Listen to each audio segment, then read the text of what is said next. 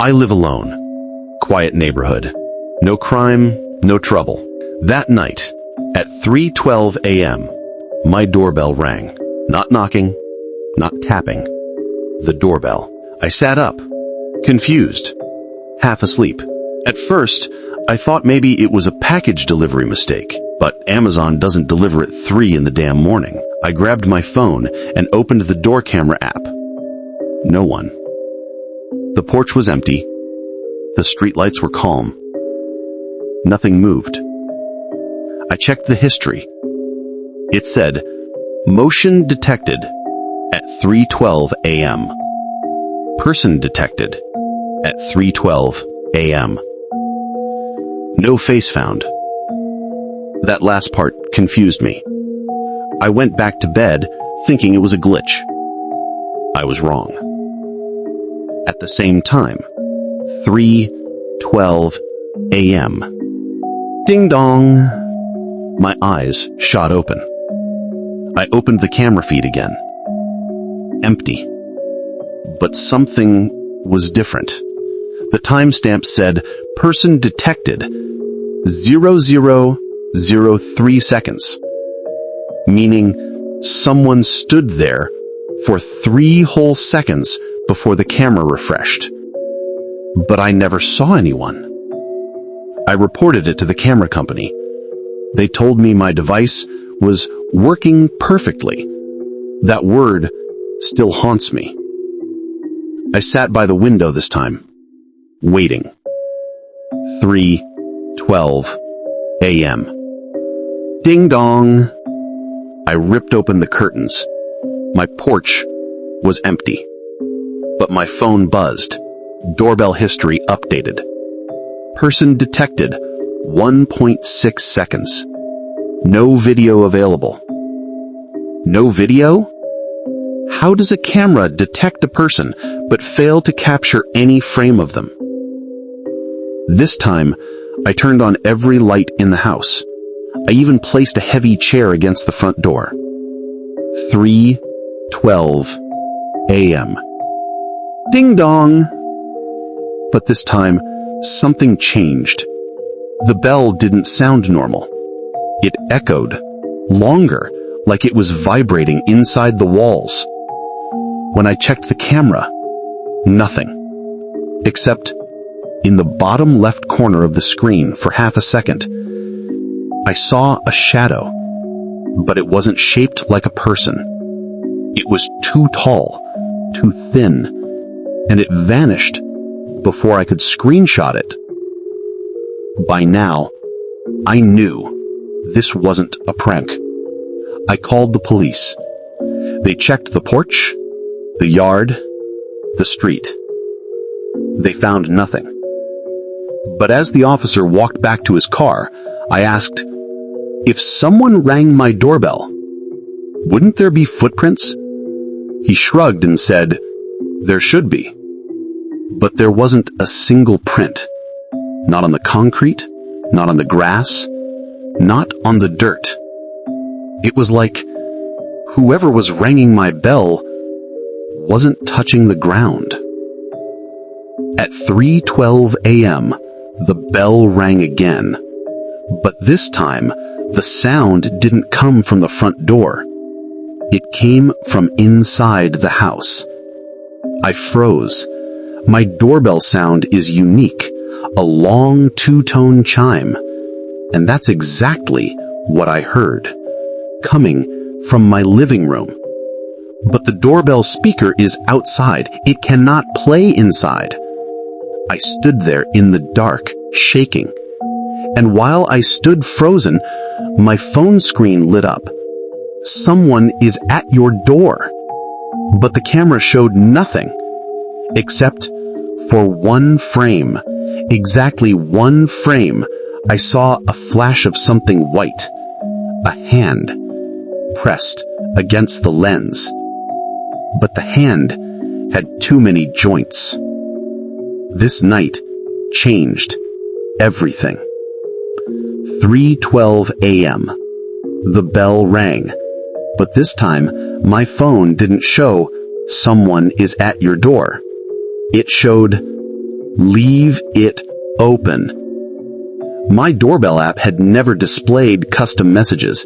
It wasn't even a feature. The blood in my veins turned to ice. And then a second message popped up. I know you can hear me. I slammed the phone down. I didn't sleep, not even for a second. And on the 8th night, it didn't ring. It walked inside. For the first time in a week, 3:12 a.m. passed in silence. No ringing, no motion alert, no shadow. Just quiet. Too quiet. My mind should have been relieved, but instead, I felt worse. Because whatever was out there, it changed the pattern. And when something stops doing what you expect, that's when it's most dangerous. I checked the porch camera anyway. Nothing. But then, I noticed something strange. The camera had recorded a new clip. Timestamp, 3:12 a.m., label, indoor activity detected. Indoor? My porch camera is outside. How could it detect indoor activity? I tapped the video. Static, glitches, distortion. And then, for exactly 0.4 seconds, I saw my living room. Shot from an angle that doesn't even exist. Like someone, or something, was recording from inside my house. The next morning, I walked downstairs with a baseball bat. Every part of my body was tense. And on the living room floor, I found marks.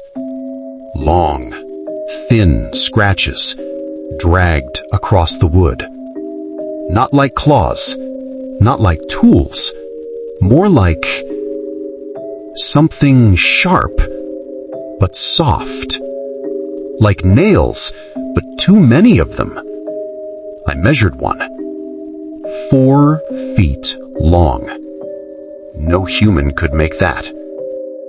Around noon, my elderly neighbor, Mrs. Harris, saw me outside and said, "You look tired. The visitor keeping you up?" I froze. "Visitor?" I asked. She nodded calmly, as if it was normal. "He rings everyone's doorbell before he chooses a house." My skin crawled.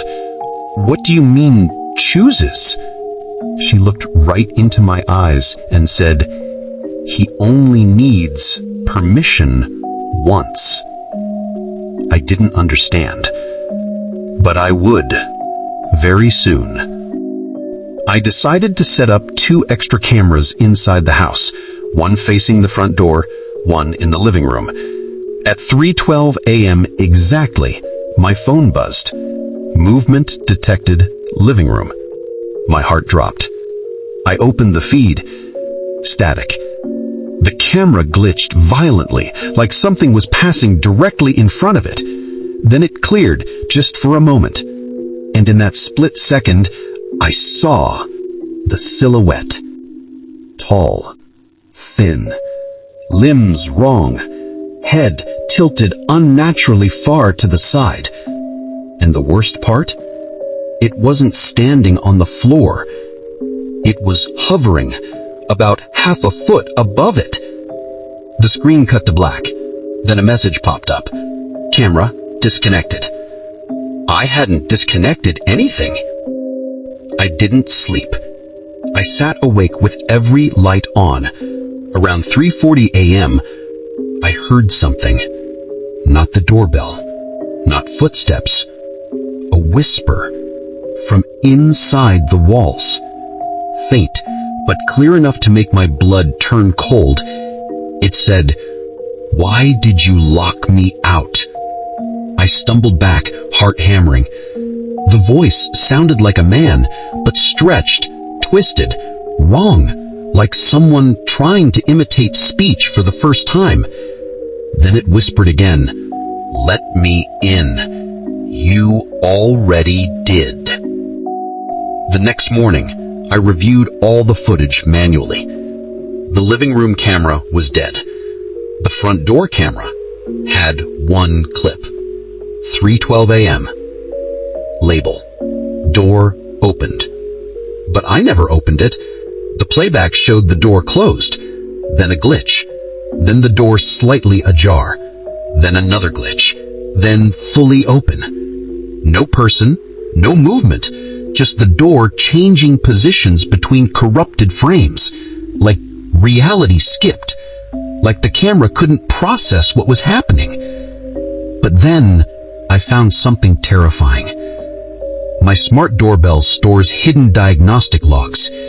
Buried deep in the settings, I found a folder labeled. There was a single audio file. Timestamp: 3:12 a.m. Night 8. The night it didn't ring. I played it. It wasn't the doorbell. It was breathing. Slow, deep, inhuman breathing inside my house. I could hear the wooden floor creaking, something dragging, something moving with impossible weight. And then, at the very end of the recording, something whispered directly into the microphone. Basement. I hadn't opened my basement in years, but when I walked past it, my heart dropped. The door was slightly open, just like the front door in the footage, and carved into the wood, fresh marks, deep and jagged, were the numbers 3:12. I thought it wanted to get inside. I was wrong. It was trying to get me to go down. Something was entering my house every night at 3:12 a.m. But what I didn't know was, it wasn't here to ring the bell. It was here for me. And on the final night, I finally understood why. After I found 312 carved into the basement door, I did the stupidest thing I could have done. I opened it. The smell hit me instantly. Old wood, damp air, and something metallic. My phone flashlight barely cut the darkness. As I walked down, every step creaked like a warning. On the floor, I saw the same long, unnatural scratch marks leading deeper into the basement. But then, I noticed something worse. There were footsteps beside the scratches. Not human footsteps. They were long, too long, like someone with legs stretched out far beyond normal proportions. And they stopped right behind me. I spun around. Nothing. Just my own shaky breath. In the far corner of the basement, I saw an old wooden crate. Inside were dusty files, some tools, and a small metal tin. Inside the tin was a photograph. A family photo, my house's previous owners. A couple in their 40s and a young boy standing between them. On the back was scribbled, "Last night together, 3:12 a.m. My blood froze. The date was 22 years ago. And beneath that date, one more sentence. Don't let him choose you. I rushed upstairs with shaking hands and went straight to the only person who had hinted she knew something.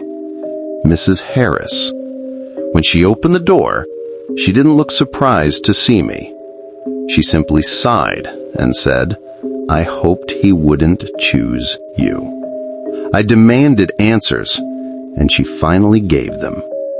22 years ago, the family living in my house disappeared. No signs of forced entry, no signs of struggle, no fingerprints. Except one thing remained, the doorbell log. Every night at 3:12 a.m., someone rang their doorbell. Police never solved it, but the neighbors knew. They'd all heard the ringing. They'd all seen shadows at their doors. They'd all heard whispers through the walls. Mrs. Harris said, "He doesn't break in. He waits. He rings until someone responds. Even opening the camera door counts. That's permission." My heart sank. I had opened the camera every night. She continued, "Once he chooses a house, he won't stop until he takes someone from inside." I asked why 3:12 a.m. Her face turned pale. She said, "That was the time the first family went missing. He repeats the moment over and over until he gets his next one." I didn't sleep. At 3:12 a.m. sharp, the doorbell didn't ring. Instead, every light in my house flickered. My phone lit up with a notification. Someone is inside. The camera feed opened itself, and I saw him. For the first time, clearly. The figure was standing at the bottom of my staircase, tall, impossibly tall, limbs bending like wet rope, skin pale, stretched, almost translucent, head hanging sideways as if broken, and eyes? There were no eyes, just long black hollows that went too deep to be human. It raised one long jointed finger and simply pointed down towards the basement. The phone buzzed again. A message. "Finish what you opened." I don't remember deciding to move. My body just walked down the stairs, into the basement, into the dark that felt like it was breathing. Halfway down, the door slammed shut behind me.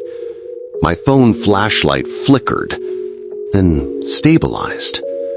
And standing in the far corner, where the scratch marks ended, was the boy from the photograph.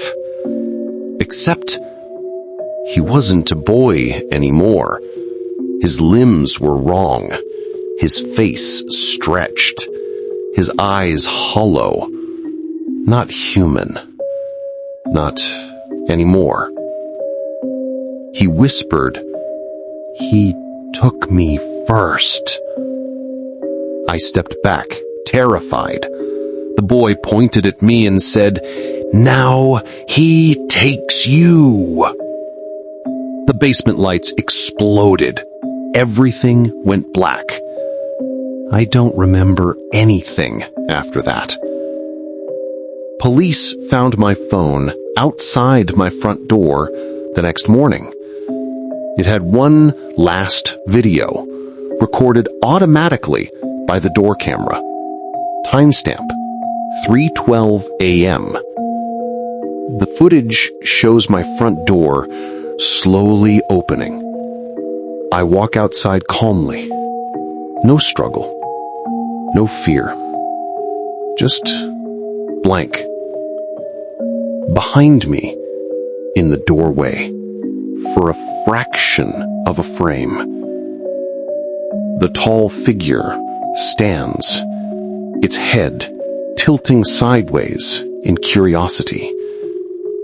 Then I step off the porch and disappear off screen. The door closes by itself. My house is empty now. But last week, my neighbor got a notification on her phone. Doorbell alert. 3:12 a.m. And the message under it said, "Person detected. You."